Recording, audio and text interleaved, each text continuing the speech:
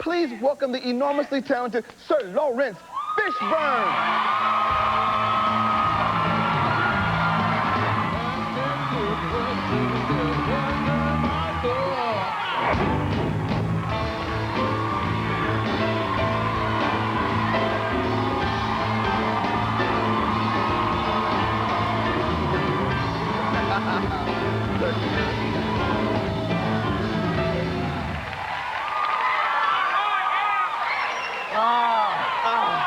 Yo,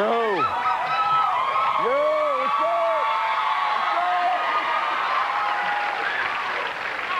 I tried to do my little hoodlum thing for y'all. You know, Christopher, I like this. You look very nice. Thank you, Godfather. That's very beautiful. Thank you, thank you. You I like the like scarf, that.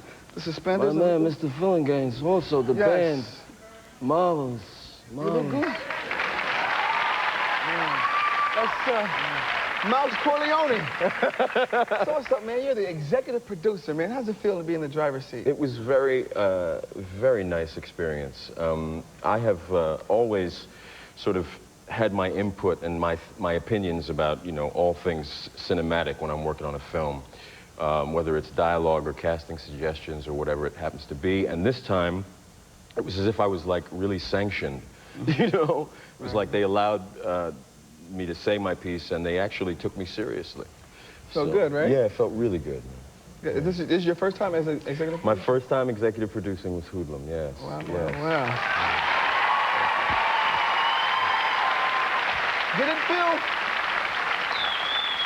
Did it feel weird now that you had to be in charge of all your peers? I mean, people you're working with, you worked with before? No, it was kind of like being, you know, the host. You know what that's like. No, I'm actually a terrible guest, I think. Because I'm really kind of shy, and I'm kind of like... You're shy? I am. Believe it or not. Did you guys see What's Love? But that was what's his name, though. Yeah, Ike wasn't shy. Yeah, Ike's not a shy man. Oh, no, but okay. Laurence can be. Lawrence can be shy. But as a host, it's nice for me because I kind of get to, like, look after people and make sure that they're looked after and that they're taken care of and that their needs are met and stuff like that. And I kind of like nurturing people and looking after them and stuff. So for me, it was a really kind of a natural thing. Do you eventually want to direct as well? Well, I have plans to direct, as a matter of fact, that will manifest themselves in the year of '98, I'm sure. Anything you can tell us? Another period type piece? No. All I can tell you is that it will be something, I will also act in this piece, and I will play someone that is completely different from anything that anybody's ever seen me play. Well, everything you do is usually something I've never seen before. Great. You always freaking flip the roles. Thanks, I like man. that. Thanks. Now tell me something. You think it was important that you brought Bill Duke aboard? Well, yeah. I mean, you think it was important that a black director direct this particular piece? Yeah. What I think was important was that this particular story get told. It just felt right because Duke and I had done Deep Cover like 5 years ago, and when Paul Eckstein approached me about the project and Chris Brancato, who was the writer, and they said, well, who do you think? Somebody mentioned Bill, and it just seemed like the natural kind of thing, because, you know, we'd worked together before. Bill is a brilliant actor as well as being a wonderful director, and it just seemed like the right amount of time had gone by, and this was the right piece for us to do. So, okay, yeah.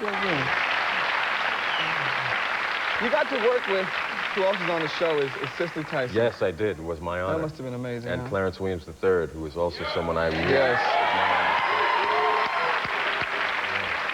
Was that kind of a weird, I mean, these are people, you know, that you've been watching? Cicely is the empress. The queen.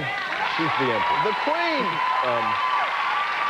You know, she has been a pioneer. She has paved the way for so many of us. And when I read this character, Madame Stephanie St. Clair, who was also a real person who actually lived, I knew that she was the only person alive who could play the part. And so we did what we had to do to ensure that she would be involved in the project. Now, 13 years ago in Cotton Club, you played this exact same character, Bumpy. Bumpy, yeah. So was it a different Bumpy you felt? Well, very different. I feel like blessed to have gotten the chance to do it again because I sort of kind of get a chance to do it right in this movie. I was very young. I was about 21 when we did Cotton Club. And I had learned a lot about Bumpy. Sort of my jazz education began on Cotton Club because there were a lot of great jazz musicians involved in the movie. People who were in Harlem, people who were down on like 52nd Street, guys that worked for Bumpy, Who told was me Bumpy stuff. exactly? Who was Bumpy. this guy? Ellsworth Bumpy Johnson was a man who was from the South who came up to New York in like the teens or like the early 20s. And he, Why was he nicknamed Bumpy? Did he bump people off? He used to bump people around on the basketball court, apparently. One rumor is that he had bad skin. They called him Bumpy. He used to eat banana splits all the time. He didn't curse, he didn't drink, he didn't smoke, but his vice was banana splits. And he was just a tough cat. He was a loner. He didn't belong to any organized crime family.